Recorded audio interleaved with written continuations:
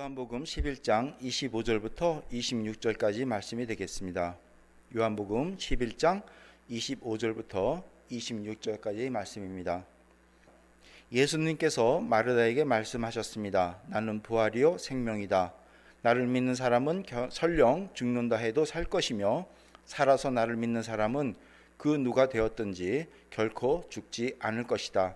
내가 이것을 믿느냐? 오늘 제목은요, 결코 죽지 않는 믿음이라는 제목으로 말씀을 나눌까 합니다. 먼저 말씀을 나누기 전에 제가 어느 청년을 하나 소개시키려고 합니다. 세상 어느 한 곳에 아주 멋있는 청년이 하나 있었는데요. 그 사람은 유전자 공학을 공부하고 아주 큰 연구를 했는데 그 성공해서 평생 늙지 않고 젊음을 유지하는 그 연구에 성공했다고 합니다. 심지어는 죽은 사람도 그 유전자를 따서 다시 복구하여서 회복시키는 놀라운 연구를 해서 성공했다고 합니다. 그런데 내가 아는 사람의 자녀가 그 청년에게 청혼을 받았다고 합니다. 딸은 그 청년이 너무 멋있고 모든 것에 잘 갖춰 있어서 결혼하겠다고 했고요. 거기다 반가운 것은 가족 모두 초청받았대요. 무슨 말이냐면 결혼하는 대신 그 가족을 전부 청년의 집으로 초청해서 같이 살자는 겁니다. 그리고 가족과 관계 있는 사람 중에서 원하는 사람 모두 초청해서 갈 수가 있다고 했다고 합니다. 어떻습니까? 허락하겠습니까? 그런데 딱 한 가지 조건이 있어요. 그 유전자 공학 보안을 위해서 그곳에 들어가 살면 다시는 나오지 못한다는 조건입니다. 절대로 나올 수가 없습니다. 왜냐하면 보안을 유지해야 되니까. 하지만 그곳에 살고 있는 한 모든 자유를 부여하고요. 그곳에 있는 동안은 말 그대로 없는 것이 없는 큰 자유를 누리기 때문에 바깥 세상에 대해서 전혀 부러워할 필요가 없는 그런 곳이라고 합니다. 그곳에 있으면 오히려 왕대접을 받고요. 그 이유는 그 청년이 바로 그곳 주인이면서 대표이기 때문에 그렇습니다. 한번 우리 생각해 볼까요?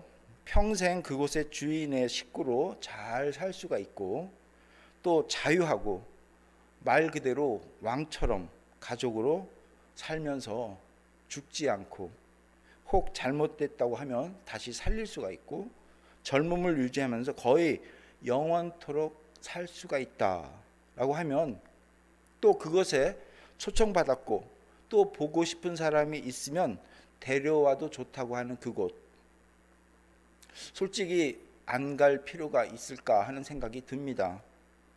그런데 단 한 가지 조건이 마음에 걸려요. 뭐냐면 그곳에 가려면 지금 현재 내가 가지고 있는 모든 것을 포기해야 된다는 것이죠. 왜냐하면 다시 올 수 없기 때문에 포기할 수밖에 없다는 것입니다. 한번 들어가면 나올 수 없다는 조건. 가지고 있어도 들어가지 못합니다. 왜냐하면 그곳에 있는 것이 더 좋다는 것이죠. 그것이 흠이라면 흠인데 사실 우리가 따지면 실제로 이 세상에 우리 살면서 어느 하나도 영원히 소유할 것이 없습니다. 우리가 죽으면 어차피 모두 내려놓아야 되기 때문에 그렇죠. 그렇다면 한번 가봄직하지도 않을까 하는 생각이 드는 것입니다. 다시 한번 질문합니다. 여러분 같으면 어떻게 하시겠습니까? 내가 좋아하는 사람, 보고 싶은 사람, 또 같이 하고 싶은 사람 모두 만약 그들이 원하기만 한다면 모두 받아준다고 하니 그들과 함께 같이 가서 그곳에서 딸과 함께 또 사위와 함께 같이 살고 싶은 생각이 안 드냐 하는 것입니다. 물론 그 청년이 이 세상에서 존재하고 있는지 의심이 될 수밖에 없죠. 그리고 설령 있는다고 해도 그 청년을 믿을 수 있냐 하는 의문이 듭니다. 하지만 그것은 우리의 선택에 달려 있습니다. 믿거나 말거나 하는 이야기일 수가 있죠. 지금 여러분, 예수님께서 그 이야기를 마르다에게 말씀하면서 묻고 있습니다. 예수님께서 마르다에게 말씀하셨습니다. 나는 부활이요 생명이다. 나를 믿는 사람은 설령 죽는다 해도 살 것이며 살아서 나를 믿는 사람은 그 누가 되었든지 결코 죽지 않을 것이다. 내가 이것을 믿느냐? 라는 질문입니다. 아니, 이것은 마르다뿐만 아니라 오늘날 우리에게 동일하게 묻고 있습니다. 예수님께서 우리에게 분명히 말씀하고 계십니다. 나는 부활이요 생명이다. 나를 믿는 사람은 설령 죽는다 해도 살 것이며 살아서 나를 믿는 사람은 그 누가 되었든지 결코 죽지 않을 것이다. 내가 이것을 믿느냐 하는 말씀입니다. 이 질문에 대해서 유전자 공학이 발달하고 복제 인간이 가능하다는 오늘날 어떤 사람은 충분히 그럴 수 있겠다, 그럴 수도 있겠다 하고 생각할 수 있을지 모르지만 아마 예수님 당시에는 이해하기가 힘들었을 것입니다. 그래서 예수님께서는 실제로 당신이 생명이시며 부활이심을 보여줄 필요가 있었습니다. 세상 사람이 볼 때 완전히 죽은 몸이라도 생명이신 예수님은 살려주실 수 있다는 것을 보여줄 필요가 있었던 것입니다. 그래서 나사로가 완전히 죽었다고 인정받았을 때 시간적 간격을 가지고 그토록 아끼며 가족처럼 지낸 마르다가 오빠가 죽게 되었으니 빨리 와서 고쳐주세요, 살려주세요 라고 해도 바로 가시지 않았던 것입니다. 그리고 완전히 죽었고 이제는 도저히 어떻게 할 수가 없는 그 상태, 즉 죽은 몸에서 썩는 냄새가 난다고 할 때 예수님께서는 가셨습니다. 그런 예수님께서 가셨을 때 그들이 보여주는 것은 절망과 원망이었을 것입니다. 요한복음 11장 39절에 이렇게 되어 있습니다. 예수님께서 돌을 옮겨 놓으라고 말씀하셨습니다. 죽은 나사로의 여동생 마르다가 예수님께 말씀드렸습니다. 주님, 오빠가 죽어 무덤에 있은 지 이미 사흘이나 되어 냄새가 심하게 납니다. 하지만 부활이요 생명이신 예수님은 나사로를 다시 살리셨습니다. 어서 와서 나사로를 살려달라는 요청에 침묵하시는 예수님을 향해 처음에는 사람들에게 원망을 받았을지 모르지만 유전자 공학을 뛰어넘는 창조주 하나님께서는 그리고 부활이요 생명이신 예수님께서는 너무 쉬운 일이었기 때문에 일찍 가서 살려주나 죽은 다음에 살려주나 그것은 주님 입장에서는 아마 문제가 안 되었을 것입니다. 여러분, 예수님께서 원하시면 말 한마디로 충분하다는 것 아십니까? 아니, 말도 필요 없을지도 모르겠습니다. 그런데 이번에는 예수님께서 말씀하셨습니다. 나사로야 나오너라. 그러자 죽은 사람이 밖으로 나왔다고 요한복음은 전하고 있습니다. 11장 44절 죽은 사람이 밖으로 나왔습니다 라고 쓰여 있습니다. 죽은 인간을 살려낸다는 것은 유전자 공학을 모르는 인간으로서는 도저히 불가능한 일입니다. 하지만 유전자 공학, 줄기세포 연구, 복제 인간에 대해서 들어본 사람에게는 이제 어느 정도 가능할 수도 있겠다는 것을 생각나게 하는 세상이 되었습니다. 마찬가지로 말씀으로 세상을 창조했다는 것을 믿지 못하는 사람에게는 예수님이 말씀 하나로 나사로를 살렸다는 것을 똑같이 이해하지 못할 것입니다.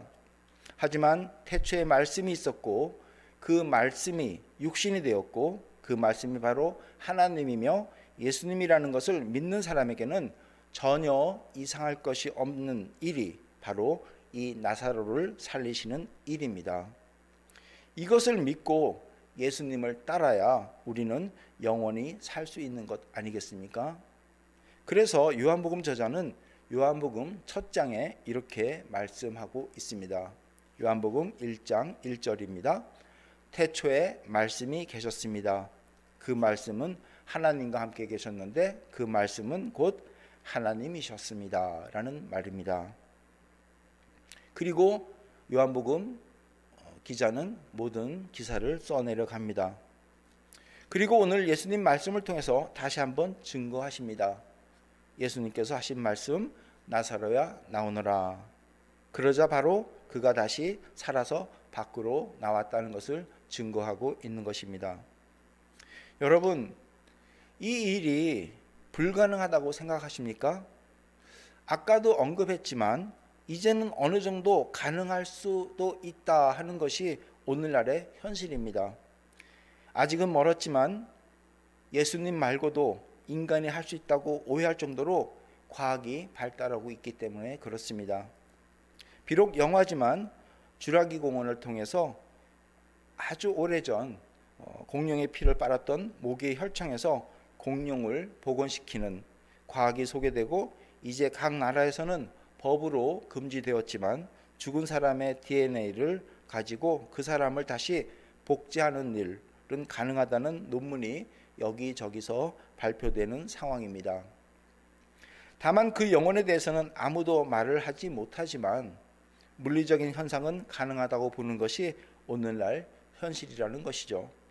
비록 바이러스 하나 잡지 못해도 피조물 인간이 무언가 하겠다며 법석되는 것이 오늘날 현상인 것입니다. 하물며 창조주 하나님께서 무엇을 못하시겠습니까? 그러니 나사로야 나오너라 라고 예수님은 말씀하시고 그러자 바로 나사로가 다시 살아서 밖으로 나온 것은 당연한 것입니다. 더구나 예수님은 스스로 자신의 모습을 통해서 직접 보여주고 계십니다. 자신이 죽으시고 다시 살아나신 것이지요. 그리고 그 모습을 여러 사람에게 나타나 보여주시기까지 하셨습니다. 사도 바울의 고백입니다. 고린도전서 15장 3절부터 6절까지 말씀인데요. 말씀을 읽으면 이렇습니다. 내가 받은 가장 중요한 것을 여러분에게 전해 주었습니다. 그리스도께서 성경에 기록된 대로 우리의 죄를 죽으신 것과 장사 지낸 바 되었다가 성경에 기록된 대로 3일 만에 다시 살아나셨다는 것과 그리고는 베드로에게 나타나시고 그 외 12제자에게 나타나시고 그 외 한 번에 500명이 넘는 사람들에게도 나타나셨다는 사실입니다. 그 사람들 중에는 이미 죽은 사람들도 있지만 대부분 아직도 살아 있습니다 하는 말씀입니다. 여러분, 만약 고린도전서를 쓸 당시 예수님이 다시 사신 것을 본 사람이 아무도 없었다면 아무리 자신이 예수님의 부활을 보았다고 외쳐도 증명할 길이 없고 신빙성도 떨어졌을 것입니다. 그런데 수백 명이 봤고 또 그 사람들이 아직도 살아있다고 하면 그 증언은 힘을 받을 수밖에 없고요. 만약 사실이 아니면 그렇게 증인들에 대해 말할 수는 없었을 것입니다. 만약 꾸며낸 일이라면 증인 한두 명도 아니고 수백 명이 그 당시 대부분이 살아있는 증인이라고 어떻게 감히 말할 수가 있겠습니까? 아무튼 예수님은 죽음을 이기시고 다시 부활하신 것은 역사적으로나 현실 세계에서도 어느 정도 가능할 수 있는 사실로 받아들이기도 합니다. 문제는 예수 말고 과학의 힘으로 할 수 있다는 것이 문제지요. 하지만 우리 크리스천들은 다릅니다. 과학을 근거로 예수 부활을 받아들이지 않기 때문입니다. 나사로를 살린 사건이나 예수님의 부활을 믿는 믿음으로 받아들이기 때문에 그렇습니다. 왜냐하면 창조주 하나님을 믿기 때문입니다. 태초에 하나님이 이 세상을 창조하신 것을 믿으면 만약에 그렇다면 무엇을 믿지 못하겠습니까? 그래서 말씀이 육신이 되어 이 땅에 내려오신 예수님이 묻는 질문에 우리는 아멘으로 화답하는 것입니다. 다시 한번 오늘 말씀 본문을 읽겠습니다. 예수님께서 마르다 또는 우리에게 말씀하셨습니다. 나는 부활이요 생명이다.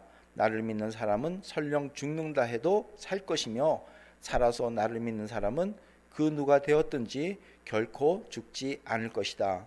내가 이것을 믿느냐 하는 말씀입니다. 여러분 믿습니까? 네, 아멘입니다. 여러분 오늘 부활주일입니다. 우리는 예수님의 부활을 믿습니다. 그리고 당연히 예수님이 나사로를 살리신 것도 믿습니다. 또한 마르다에게 질문하면서 말씀하신 내용도 우리는 믿습니다. 그 믿음을 우리는 소유하길 바랍니다. 왜냐하면 그 믿음이 우리를 구원에 이르도록 하시기 때문에 그렇습니다. 지금 코로나19 바이러스 문제가 장기화되고 있습니다. 많은 사람들이 이 일로 세상이 다시 새로운 파라다임으로 바뀌고 있다라고 얘기하고 있습니다. 심지어는 2020년을 기준으로 새로운 BC, AC가 시작되었다고 합니다. BC, AC 원래 Before Christ, After Christ죠. 그런데 이제는 그게 아니라 Before Corona, After Corona라는 것입니다. 그만큼 코로나 바이러스 상태로 세상의 기존 방식이 많이 변화되는 시발점이 된다는 것입니다. 실제로 많은 변화가 일어나고 있습니다. 한 예로 한국에서 노사간 그토록 문제가 되어서 실행하지 못했던 재택근무는 이제 필수적인 근무 제도가 되어서 앞으로 실행된다고 합니다. 또 앞으로 어떤 일이 벌어질지 모르는 그 상황에 거리두기가 어떻게 이루어질 것이며 인간은 동물과 달라서 사회적 동물이라고 하는데 앞으로 어떤 모습의 사회 구조가 생기게 될지 예측하기 힘들고 이에 따른 새로운 연구도 활발해질 것이라고 합니다. 교계에서는 그동안 반대해왔던 집에서 온라인 예배를 드리는 문제가 자연스럽게 드려지는 이 시점에 예배에 대해서 어떻게 재해석할 것인지 고민하기 시작했고요. 벌써 예배 형식을 재조명하고 예배란 무엇인가에 질문하면서 예배의 의미를 재발견하는 움직임이 시작되고 있습니다.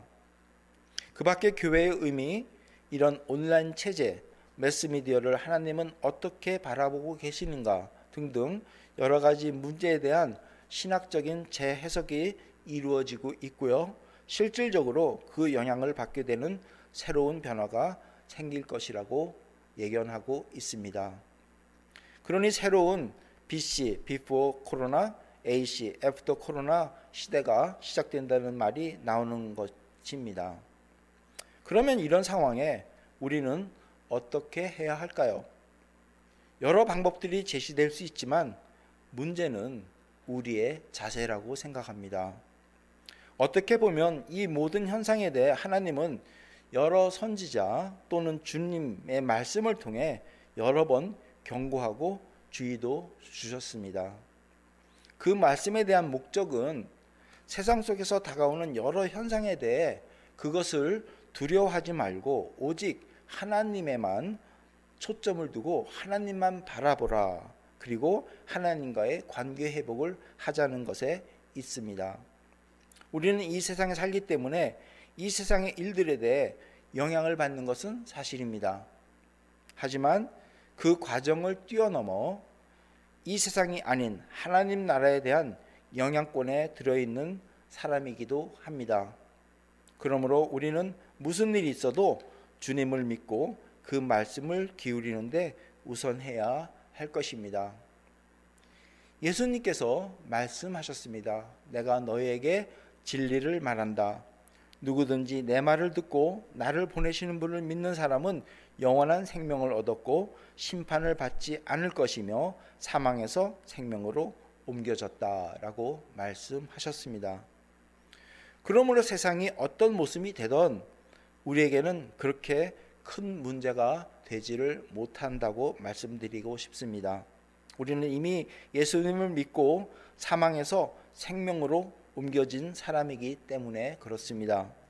여러분, 하나님의 사람은 심판의 날이 기쁨의 날이지 결코 두려움의 날이 아니라고 제가 몇 번 말씀드린 것 기억하십니까? 마치 시험을 봐도 정답을 아는 사람에게는 바로 시험의 날이 기쁨의 날이지 공포의 날이 아니라는 것이죠. 그리고 하나님의 사람은 어떤 상황이 와도 두려워하지 않습니다. 구약 예언서를 봐도 신약 복음서나 옥중서신 또는 예언서를 봐도 주님께서는 그의 백성을 향해 두려워하지 말라고 말씀하십니다. 그것은 바로 하나님의 백성이라면 세상에서는 그 어느 누구도 가지지 못하는 평안과 기쁨을 소유하기 때문에 그렇습니다. 이것은 오직 예수 그리스도와 함께 있을 때 가지는 특권입니다. 그래서 순교가 나오고 십자가의 길에 동참하는 일이 생기는 것 아니겠습니까? 이유는 단 하나입니다. 부활이요 생명이신 예수님을 진정으로 믿기 때문입니다. 그러므로 세상이 어떤 모습이 되던 우리 믿는 자에게는 궁극적으로는 큰 문제가 아니라는 것이죠. 다만 이 세상에서 우리가 사는 동안은 그리스도의 성품으로 이 문제를 어떻게 증인되는 모습으로 살아가는가를 우리는 생각할 뿐입니다. 주님은 이 문제에 대해서도 말씀해 주셨습니다. 모든 것이 하나님의 영광을 위해서. 아무튼 우리는 코로나19 이 바이러스 문제를 경험하고 있고 그 와중에 오늘 부활주의를 맞이하였습니다. 그 부활은 하나님의 백성에게는 가장 큰 기쁨이며 복된 소식입니다. 이 기쁜 소식을 맞이하면서 부활의 소망으로 이번 사태를 극복하시기를 바랍니다. 생명이며 부활이신 예수님을 믿는 믿음으로 그리스도의 성품을 나타내며 살아가기를 원합니다. 그래서 하나님의 백성으로서 하나님을 감동시키는 모두가 되었으면 좋겠습니다. 여러분, 위기는 기회입니다. 우리는 비록 온라인으로 예배하지만 하나님의 백성이 이번 사태에 어떻게 살아야 하는지 우리는 계속 말씀을 통해 듣고 있습니다.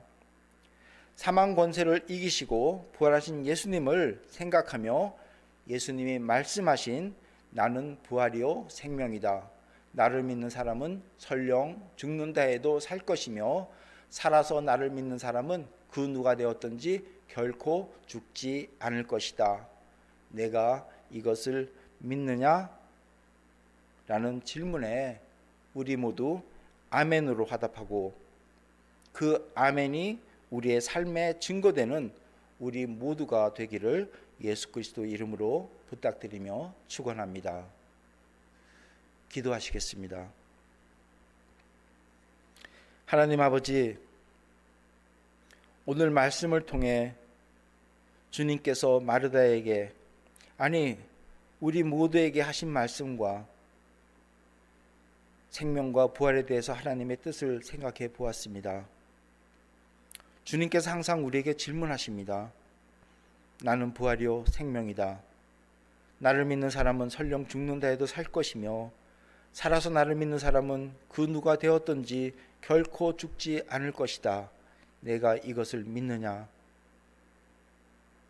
이 질문에 우리 모두가 아멘으로 대답하며 행동으로도 아멘으로 화답하는 삶이 되도록 항상 이끌어 주시옵소서.